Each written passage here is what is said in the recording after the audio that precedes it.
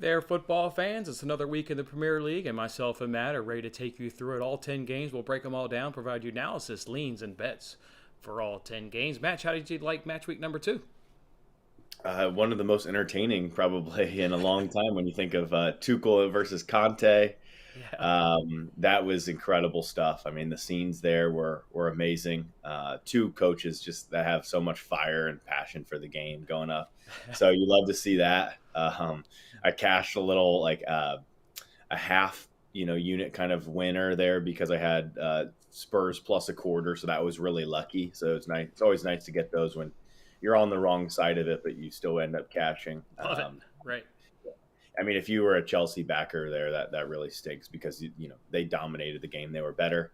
And then kind of looking ahead towards this week is it's you, Jason, and Manchester United versus me and Liverpool, and it's a humongous match. Neither team have picked up 3 points yet, so it's really kind of one of those things where where's the trajectory going? Like, can these teams climb, or are they gonna kind of go back down? Like what's happening there? So yeah, that's going to be a huge match at Old Trafford. Yeah, look forward to that one. And obviously, that gets the showcase being on Monday night there. So everybody will be watching that game. Only two undefeated teams left as we move into match week number three. City, that's not going to surprise everybody. Arsenal. Arsenal is that other team that is undefeated as we head into match week number three. Not Liverpool, obviously. I think that's a bit of a surprise. They've been wrecking everybody's parlay so far in the early part of the season, which has been unfortunate. Probably been the better side in both of those games. But that's soccer. Sometimes you're unable to collect all 3 points. All right, let's jump on into match week number three. Let's start breaking down these games. First, let's go ahead and kick it off with Tottenham versus Wolves. You mentioned it. I agree with you. I did think Chelsea was the better side, certainly from a pressing standpoint and how they were able to deal with the press, or I should say Tottenham not dealing with the press versus Chelsea dealing with the press. I thought that was a little battle within the game that Chelsea certainly had the upper side in. Otherwise, Tottenham looked great, in their other game against Southampton, racing out to a 4-1 win. Wolves, though, been tricky, but boy, do they keep cashing that wonderful trend you're on in terms of first half draws. I wonder if that one's enticing. I certainly lean Spurs. I think they're by far the better side headed into this matchup at White Hart Lane. Can I pick a margin? No. Can I pick an over and under? No. Probably, maybe won't bet it, but maybe you can talk me into the first half draw. How do you see this one, Matt? Yeah, I mean, I've decided to leave it. I think that that is a decent way in though. 7 straight on the road for Wolves in this league that have ended in a first half draw, and they haven't been beat in the Premier League in 19 consecutive first halves. So I mean, that's remarkable stuff when you think about the quality of the league. Just a couple little things to point out. Like, I'm noticing that Ryan Alt-Nouri. So basically, it looks like Wolves have changed systems. Very similarly, like last year, they played a back five. We know that Spurs play a back five, so it'll be very interesting to see. Do they choose to match up and play the exact same formation? If they do, then I do probably like the first half draw even a little bit more. Like, that would be something that then could justify it. Okay, both of these teams are going to play a 5-2-3. And I think that Wolves midfield here, even it has a slight edge, I believe, on Spurs midfield. That's the one thing, is like Spurs midfield, it's okay. We'll see what happens. Like, if they start Basuma, then maybe it's a little different, but just something I'm noticing that Wolves have been playing this back four. Nori cost the first goal against Leeds United when they have a 1-0 up lead and are dominating in match day one. All he has to do is just toss the ball, kick it with his left foot out of bounds, just, clear your lines, be smart about stuff. He's trying to dribble out of traffic inside his own box, and then Rodrigo pounces for a goal. So he's normally used to playing left wing back. Now he's playing left back, so there's a little bit more defensive responsibility. What does he do last week, Jason? Because I had Wolves minus a quarter, and so I lost a half stake on that one. Thankfully, on Spurs, I got my half stake back. But that is a perfect example of, in the 80th minute, he has to defend, and he gives up a penalty. And thankfully, they missed the penalty. You know what I mean? But he could have cost his team in both weeks. He could have cost 6 points. Flat out. I think one player, you could argue he could have cost them 6 points, one individual out of 11 men. And so that is something to really pay attention to. If he's playing at this wingback role, then I'm fine with it, because I think that he's a really good going forward. But defensively, he's still got a lot to clean up in this league. And so if he's playing in a back four all by himself over there against Kulusevski, who's very intelligent and knows what he's doing, Yeah. it could be a problem. So that's just something to really pay, some focus to, and just see, and it's something to pay attention to for the coming weeks, because he's had problems. Yeah, and if you are waiting to check lineups for this game, this is the Saturday 7:30 a.m. game, so it does come bright and early for you. You can obviously check several websites out there that give you great lineup predictions, but if you do want to wait for those lineups, yeah, they'll drop at 6:30 a.m. Eastern time come Saturday morning. I'm with you. Not going to go ahead and bet it. Just or unless I do the draw. I think you're just on a fantastic angle. You're getting those at like 2-1 sometimes. Good plus money bets, plus 180, 190. All right. See if I can maybe manifest myself into betting that one. Let's go ahead and move it now to Leicester versus Southampton. We both see this one the exact same way. The Leicester trend from last season of scoring and conceding has carried over. They're allowing 4.6 goals per game in their matches. Southampton's right behind them at 3.6. We both see both teams to score. We both see over 2.5. I couldn't see any other way. I mean, we just know how Leicester is. Southampton coming in under themselves. I can't even make a case for anything other than goals. Don't care who wins this game. Just give me the goals, right? Yep. Just give me the goals. 9 goals last season in the head-to-heads. So, yeah, these teams know how to put the ball in the back of the net. I think that Leicester have an edge here being at home. I mean, and look at this too. Like, Southampton have really struggled on the road. The three last away matches in the Prem, Southampton have lost by 3+ goals. Yeah. So I am concerned here. Like, the only thing that I would hate to see is like if Leicester win this match like 3-0 and Southampton don't find the back of the net. But Leicester's defense is still so worthy of picking on. I mean, they are getting scored on left and right in this league. They give up 2 in match day 1. And what was it, 4 last week against Arsenal? Mm-hmm. So I think that Southampton will find the back of the net. Yeah, both teams are scoring over 2.5. I think that this is the most clear cut over on the card. Yeah, you're starting to get to the point season where you can kind of use this season's information as opposed to using last season's projections. Both of these two teams have already cashed this bet in both of their games. Yeah, I see nothing changed. The only thing I see right now on the screen is working with a 3-year-old apparently doesn't get you good production. It says on the bottom we're behind the posts. I think we're between the posts, aren't we? I shouldn't be working with a 3-year-old at my knees. We're not behind the post, folks. We're between the post here. Between those. I got to clean that up before next Thursday. What am I doing? That's ridiculous. That's absolutely ridiculous. I'm going to go ahead and turn that off because we are not between posts. We are behind posts around here. All right. There we go. Okay. That's really funny right there. All right. Let's go ahead and keep moving it on now. We're going to go ahead and look at Crystal Palace versus Villa. One note on that. Man, you can hear the planes roar by. You know what's this weekend, folks? Can you hear that plane, by the way? I can. This is in Chicago. It's by far the best weekend in Chicago. It's the Air and Water Show. It doesn't happen until Saturday and Sunday, but they do practice on Thursdays and Fridays, and you can go by the beach. They'll do the play-by-play. I'm telling you what, if you ever want to come to Chicago, you obviously come during the summer when the weather's nice. You plan it on this weekend, you will not have a better weekend in Chicago, Air and Water Show. So anyways, That's what the noise is out the window. One quick note, though. We both don't care who wins. We see goals, but we both do see Leicester win, right, at the King Power Stadium, if we had to pick a winner. I do. I think that Leicester will win this match. Okay. All right. We both see that one good. This one's a little tricky for me. The next one here is Crystal Palace taking on Aston Villa. I struggle with this because maybe I'm stuck on what happened last season with Palace being so strong at home. I've watched both of their games against Arsenal and Liverpool. I thought they were poor in both of them. While they may have had good moments, I thought they were by far outplayed by both Arsenal and Liverpool. Step down an opponent here in Villa. I could probably see under 2.5 goals. I don't know. I'm so daggone conflicted with this one. Do you have a better edge on this one than me? I think the edge will come in the lineups. To be like, I don't think that it's worth betting right now. It's so 50-50 coin flippy as it is.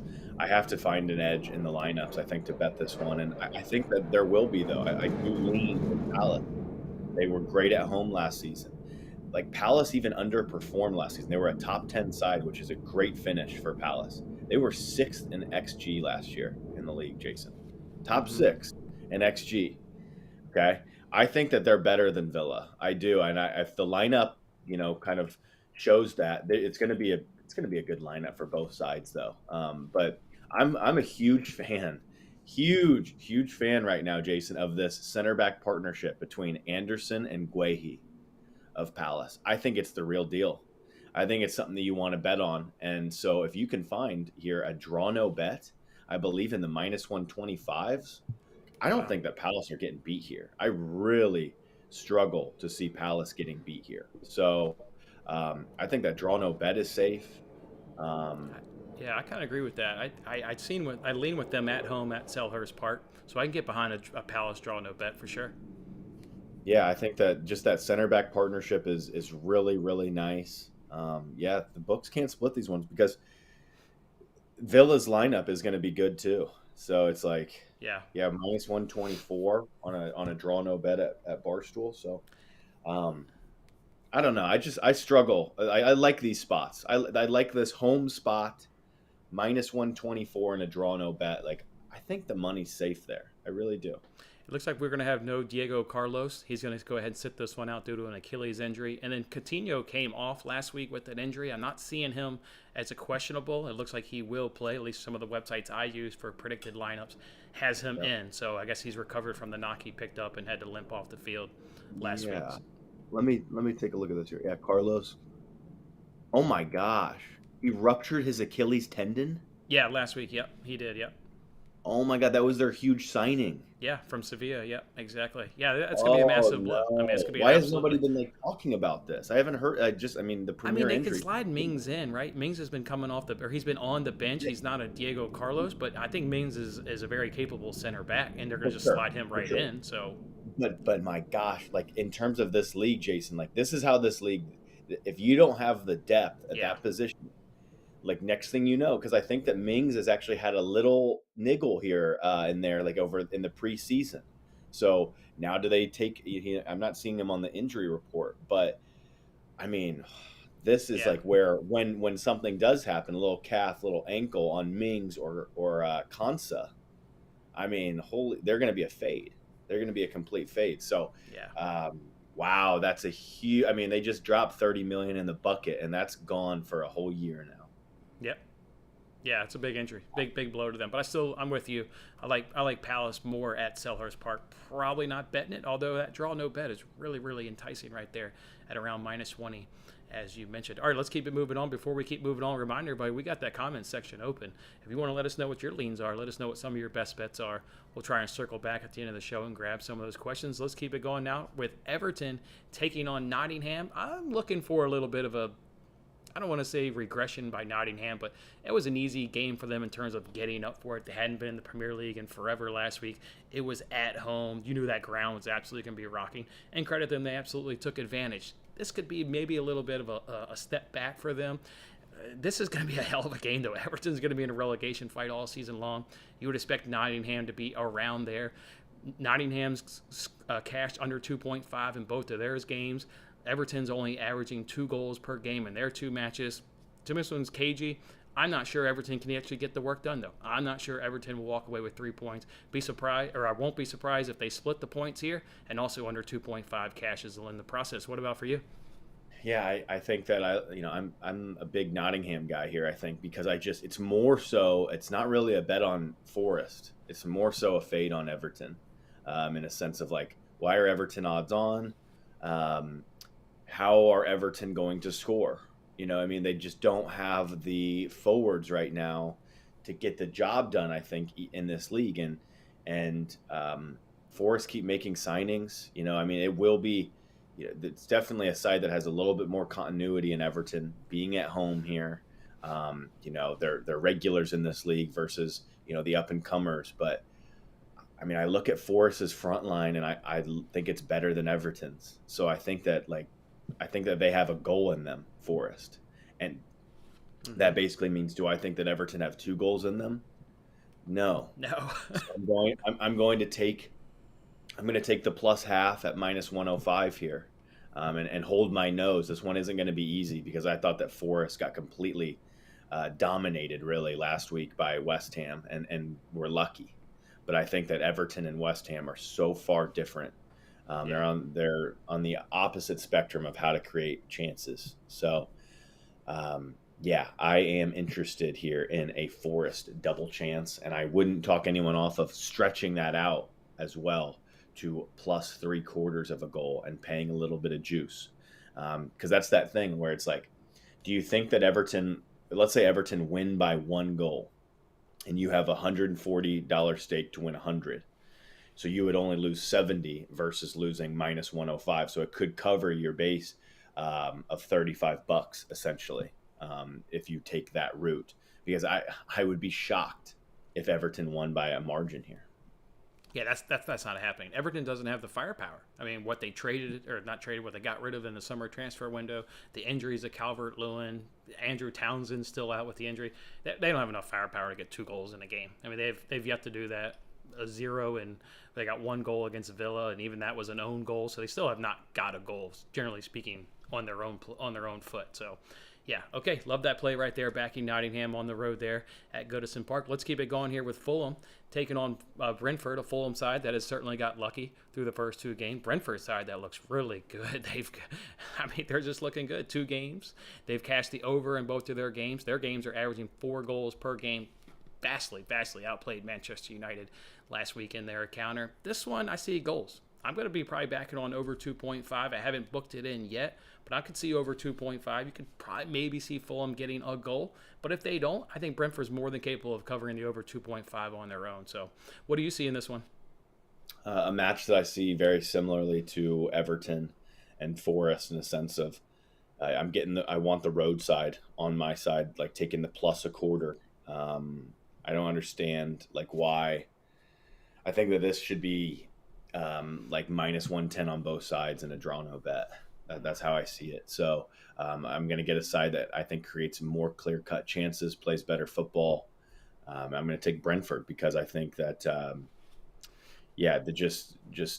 their attacking prowess, what they have, getting Damsgaard, he maybe starts here, which would be a nice little debut for him. But yeah, I just don't think that Fulham have really scored a true goal either. Like I mentioned that yesterday, Jason. They scored 2 against Liverpool. I think that they both should have been chalked off. So like I just think that they struggle to create chances. They've been playing as a unit, so maybe I think a draw here would be a more than fine result. I can see the draw being like a decent backable play here at a bigger price. So I think that Brentford come away with a point. All right, I think so as well. I think they can certainly come. You got a couple of waysides there that are looking really good coming this weekend. All right, let's move it now to the show. We've got 5 games left. I think in this sort of the breakdown, at least in 4 of these 5s, to me it comes down to clean sheets. I think we're pretty firm once we get down to these matchups of who's going to win. It comes down to maybe possibly clean sheet. Let's do the first one there between Bournemouth and Arsenal. It's a Saturday afternoon game, lunchtime affair. No doubt, Arsenal's the better player. I don't think anybody's going to dispute that. So it comes down to maybe can they win a clean sheet? Can they score on both halves? Can they cover a margin? Are you talking halftime, full-time? I went a little bit safer, and I'm going to use Arsenal this week as a parlay piece because I don't know if it's 1-0, 2-1, 2-0, something along those signs. I just think at the end of the full-time whistle, Arsenal will at least have 1 more goal than Bournemouth. Yeah, I mean they've won 3 straight halftime full times. So that means they've won their first 2, both halftime full time, and then last season. So the last match. So I think that Arsenal halftime full time does make some sense. It's on the road this time. It's a little different, but they did halftime full time Palace, which was solid. Bournemouth aren't as good as that. A Bournemouth side that hasn't scored in open play yet. Yep, they haven't scored an open play. So like I lean towards Arsenal. I think that Arsenal can keep a clean sheet. Like I don't mind the win to 0. It's a pretty nice price. I think that the safer route in is Arsenal and under 3.5 at plus 115. I think they just control this match more, and I don't think that Bournemouth have like the firepower like Leicester do to get in and expose them on the counter attack. So I think that Arsenal control this and they win this like 2-0. And we also thinking 65-plus possession or so for Arsenal, right? Should be generally speaking one way. Bournemouth will be on the back foot most of the match. I believe so. Yeah, I mean, it's going to be a similar game plan for Bournemouth as it was last week against Man City, going on the road like that. It'll be the same type of plan, I think, at home. So, yeah, it'll be interesting to see, though. Supporters won't like that, but sometimes in this league, to survive, these are the games where if you can nick a point, your opponent may not be able to nick a point against an opponent like Arsenal. So if you can do it, if you can just set up your tactics and grind for 90 minutes, see if you can't be rewarded with the point. So, all right, there's that one right there. Another game, I think it's pretty similar. Leeds versus Chelsea. Another game like Bournemouth, Arsenal. I don't think anybody's disputing who's the better team. I don't think anybody's going to dispute who's going to win. Can Leeds pressure Chelsea enough to find a goal?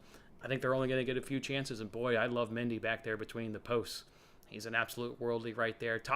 Chelsea have had the better. 3 of the last 4 have gone their way. Clean sheet last season against Leeds. Obviously, we talked about that match last week against Tottenham. To me, it's Chelsea, and I'm going to work their way into a parlay here at the end of the show as well.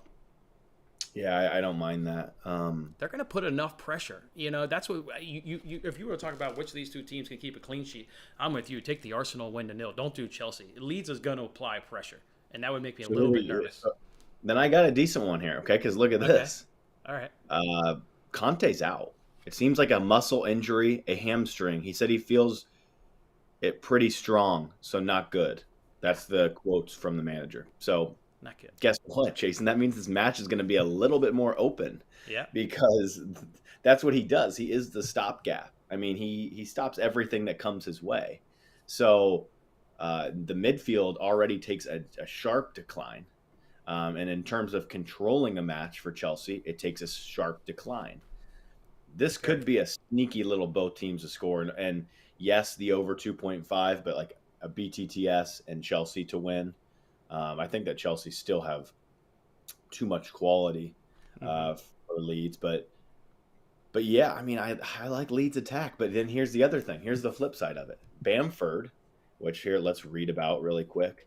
Bamford was injured again. Oh, he was? Yes. The dude stays injured, but man. Bamford is not bad. He felt tightness in his adductor. He felt he wasn't 100%. He did not want to stress it. Okay, so it's not as bad as what. So that means that he might be able to play. I would assume that knowing his injury history, he doesn't suit up here. He stays on the bench. Maybe he gets 15, 20 minutes.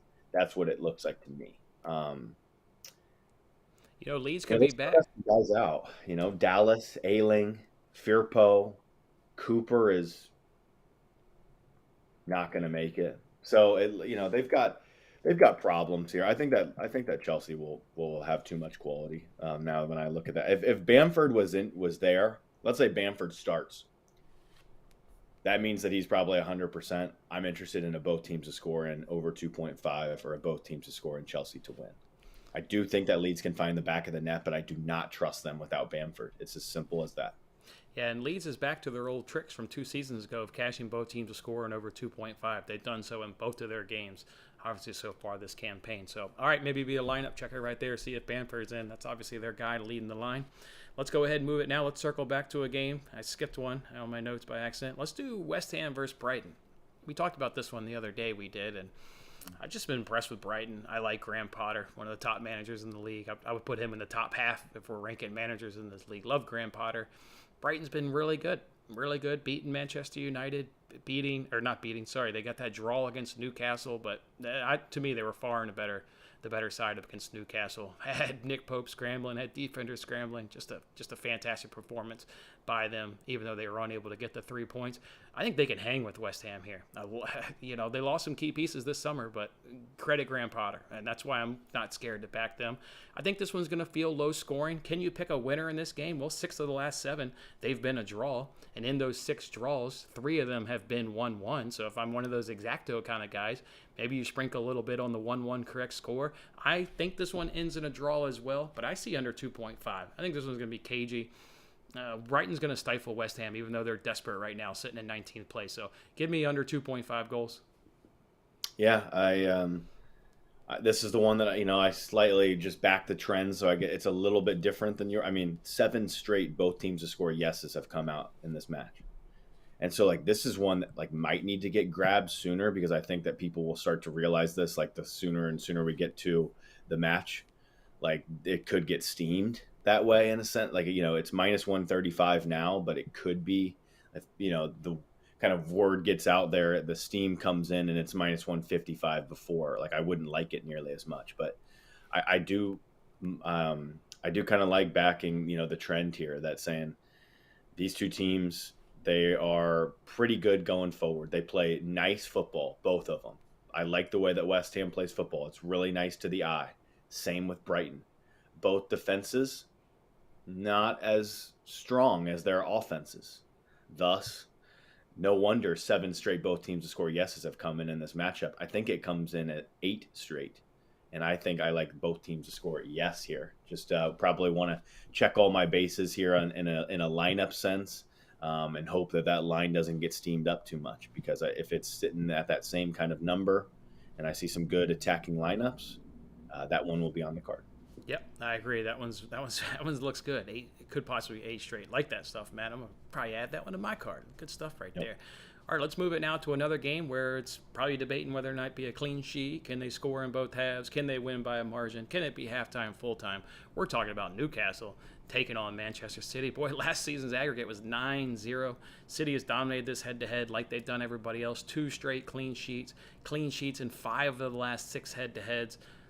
It's going to be a good test because this is, first place, fifth place, and a Newcastle team that we think will be in the top half of the table this season. So a nice test by Manchester City, but they should certainly pass it, I would say. Maybe this is where you work in Holland. Maybe does he come back here and get a goal? I don't know. I'm willing to...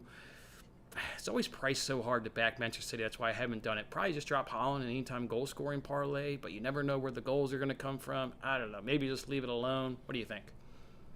I don't think Holland gets blanked 2 weeks in a row.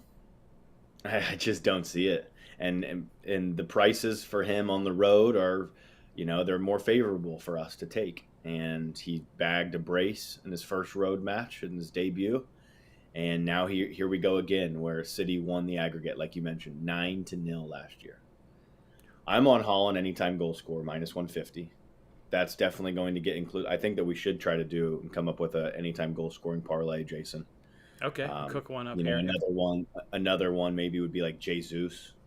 His XG last week was ridiculous. He did bag a goal, but Holland didn't score against Bournemouth. That's who Jesus is going against this week, so maybe not. But Holland -150. That one's getting bet, and that one's probably going to get bet today. So I didn't add that one. When we do our summary at the end, but just when I come back around on this match, this is the one that I think I'm going to ladder. I'm going to do 1 unit on -150 anytime goal score. I'm going to do a half unit to score a brace, and I'm going to do a quarter unit to bag a hat trick at 15-1. I really think that it's right there. I mean, I think he scores 1 in regular open play. Then there's always the pen, and then there's the hat trick chase. So that's how I feel about this one. No real value other than that. I think that Newcastle have what it takes to score on Man City, because I think that they're a good counterattacking team. But yeah, I don't know. With the 9-0 last year, it just throws me off really, how bad Man City demolished this team. So I'm just going to focus on Holland. Where did you see -150? I think at a price like that, I'll probably play it myself. I hadn't seen that price. What book? Barstool. Let's make sure it's still there. Okay, cool. Yep, it's still there, -150. Wow. I think I'm going to work that in as well. Love that. All right, cool. Speaking of 9-0 aggregate, that was the aggregate last season, Liverpool versus Manchester United, and that's our last game as we now look to Monday afternoon, Monday night, depending on where you're watching us from. It's Liverpool, it's Manchester United. It's the best rivalry in English football. As a Manchester United fan, as I am, I think we're going to get beat. I absolutely think we're going to beat. I mean, who's backing Manchester United? I mean, what are you talking about? You know what I saw today? I don't believe it. Casemiro is interested in that trade, or the trade. I always say trade just because of you talk 10 different sports in your head.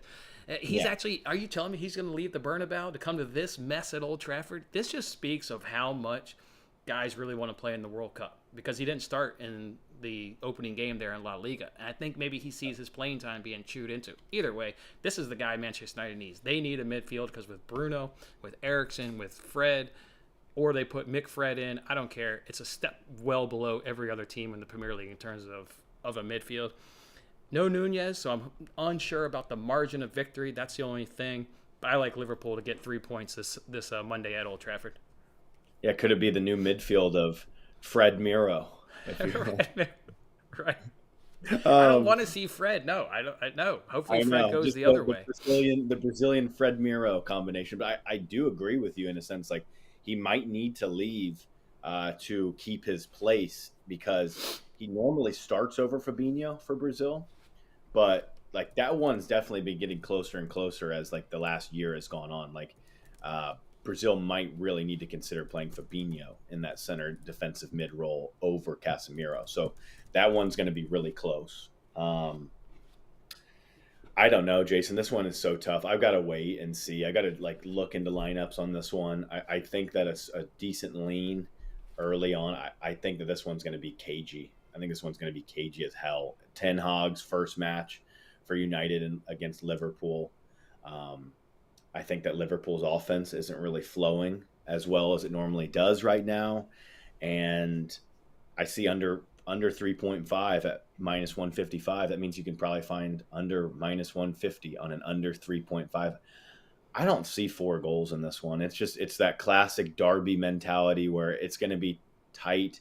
If I wish that Liverpool caught United last week. And I think that Ten Hag's going to make some changes to try his best to stifle this team. So, no Nunez. I think that that's also pretty key. And I think that the unders comes in here. Sneaky. Under. Yeah, I think lineups will be kind of be cool. We both expect Gomez to come into the center back there next to Virgil van Dijk.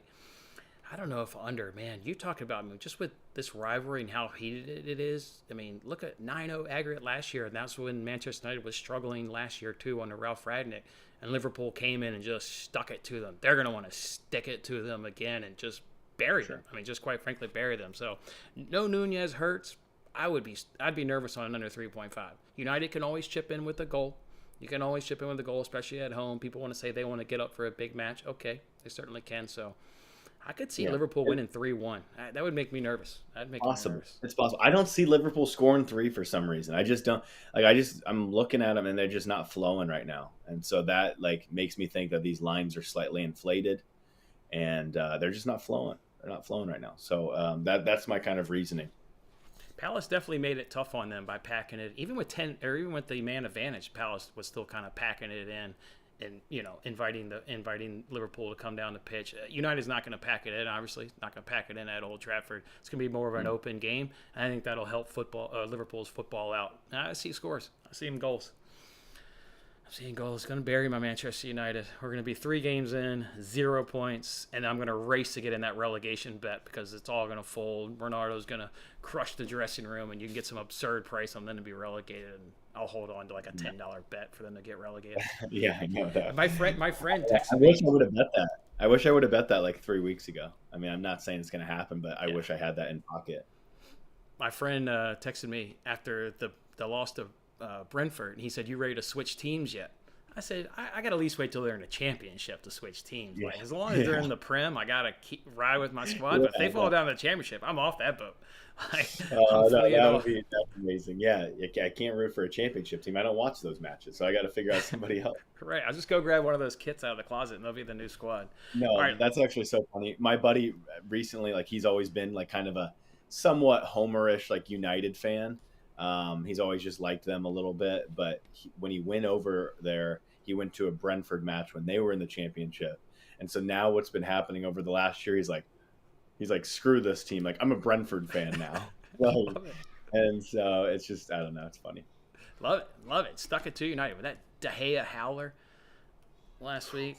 Oh, that was wild stuff. And then you see Henderson, which is somebody I want to point out when we do the summary here of these picks. That's another reason why I'm kind of on Forest. I think that, Henderson can save me a couple times. Like Antonio or Bowen can't be the penalty kicker. We have to have Declan Rice kick that terrible kick. I mean, how many times did it dribble and hit the ground before it got to Dean Henderson? You and me are making that save. That's so funky. It's like the whole summer they've been practicing that, and then basically, and they're like, all right, we're going to go with Rice. And yeah, right.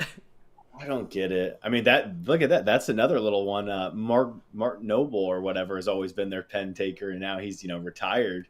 And so then they got to figure out who's the true number 2, and that's what happens sometimes. That's what happens. You work on it, and who is it? And Rice didn't want any part of that kick for some reason. No, apparently they need to go sign a new number 9. I mean, if your number 9's not generally the penalty kicker, what are we doing here? Well, Scamacca, to be fair, at least wasn't on the pitch, but I would love to see Scamacca be that guy.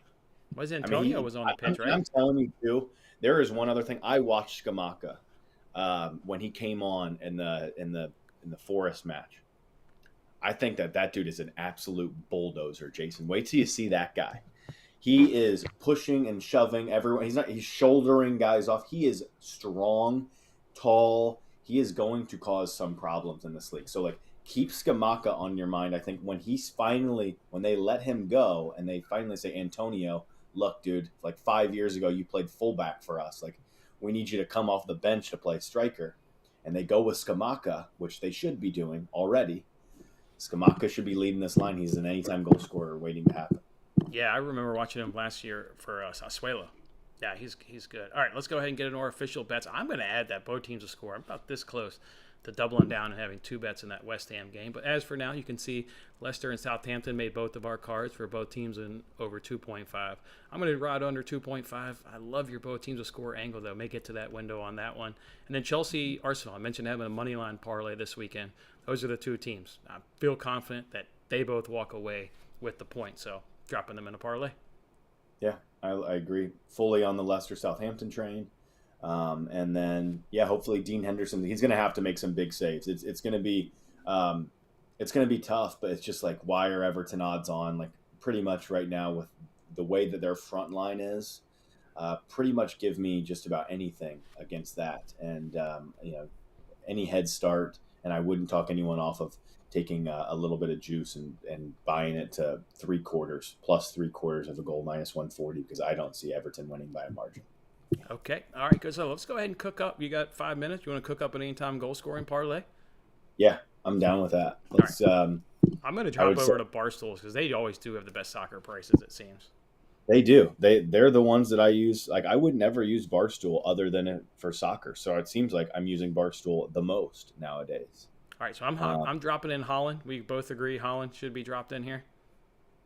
Yeah, Holland is a must, and I think that he's a singles play. He's minus 150. I'm going to put him in this parlay just because neither one of us at least are showing on the screen that we dropped him in a single. So for the sake of this, another that's goal. One I would play Skamaka if I knew that he was starting, but I don't, so I can't. Okay. What about going back to somebody like Vardy against Southampton? Love that. Let's do Vardy. He's going to do us right this time. We both see a lot of goals in that game. They're at the King Power Stadium. All right, let's drop in a Vardy. He comes in at minus 103. So let's give it one more. Let's get three guys in here. Holland, Vardy. Okay. Holland, Vardy. I could roll with somebody at Brentford. I could roll with somebody at Brentford's one team I see scoring a lot this weekend. I could be, Tony's. I'm interested in Arsenal, I could drop in a Jesus. 2 goals last week. 2 goals, 2 assists, coming into form. I expect them to hand it to Bournemouth. Not only do I expect them to hand it to Bournemouth, but when I look at any time goal-scoring parlay, it's who's going to have the ball and who's going to create chances. Arsenal should have the majority of the ball and creating the chances. So maybe a Jesus if you're on board with Jesus. Maybe. What about somebody on Chelsea? Like we know how Leeds defend. Like it's pretty bad. I know it's tough to like pick out who would it be, but like I mean we're looking at Sterling, Havertz, Mount. Those three for me. I know. So, which one is it? Sterling, Kai. Mason Mount normally plays the full 90 minutes all the time. He's plus 220. Sterling came off for Pulisic. So I wouldn't want to do him. He's probably coming off. That's a like-for-like change. That's a very, when Sterling's legs get exhausted, you obviously just like-for-like right there. Yeah. Now, man, I wish they were starting Broja. I want to see him. I liked him last year. I want to see a full 90 minutes of Broja. I do want to see Broja.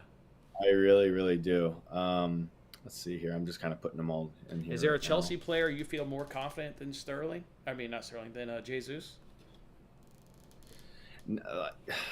Not really. That's so Jesus plus 110. Okay.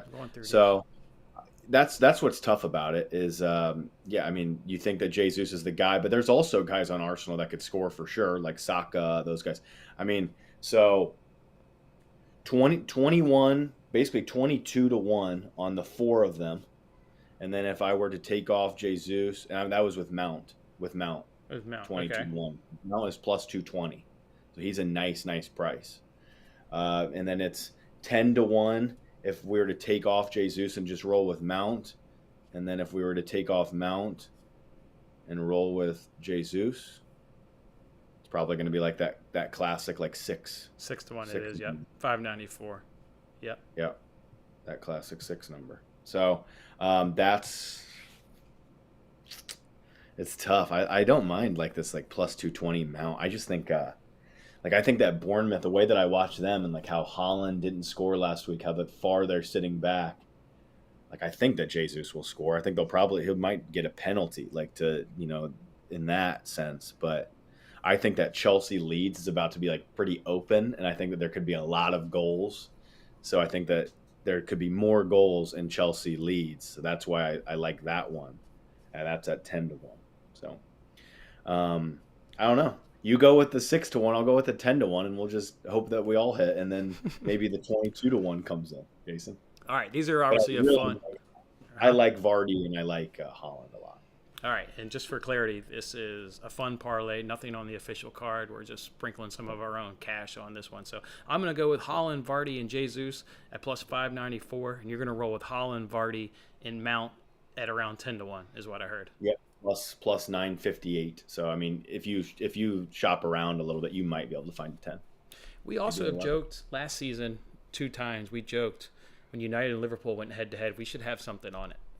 What should we put on? Like money? That's not really all that cool, right? I would be disgusted to sit here in a Liverpool jersey. Like I want no part of that. So maybe it's that. Yeah. What should it be? Or like, can I get Man U plus a goal and a half, and then we put a wager because I'm getting beat. So can I at least get a goal and a half? Because I don't want to just give you Liverpool the win. I need some spread. I don't mind, me having to mail out my Liverpool jersey and seeing that on your face one time. I don't know. I mean, we could just do like, see, I wouldn't give you a goal and a half. I think it's going to be way closer than that. Like, okay. You know what I mean? So you give me a half. So give me the half then. So if it ends in a draw, fight off basically and say, all right, United aren't plus 440. I'm taking them at even money against Matt. Like, no. All right, give me the double chance. Give me the double chance. Give me the double. Yeah. The double chance is fine. Okay, so I get United the double chance for. Yeah. How about this? If Liverpool wins, everybody knows I'm moving in a month. I'm gonna have a studio. Like I'm just gonna have a studio. Oh. I'll have shelves. How about you get me some like Liverpool thing to hang on the shelf, and it'll be front and center, and I'll hate it for the rest of my life. But there'll be a Liverpool thing that hangs right here. And that'll suck, and I'll absolutely hate that. I love that, and I'll get something United, and I'll have it behind me if United pull off the double chance. Okay, all right, that's what we'll do. Okay, cool. All right, I like it.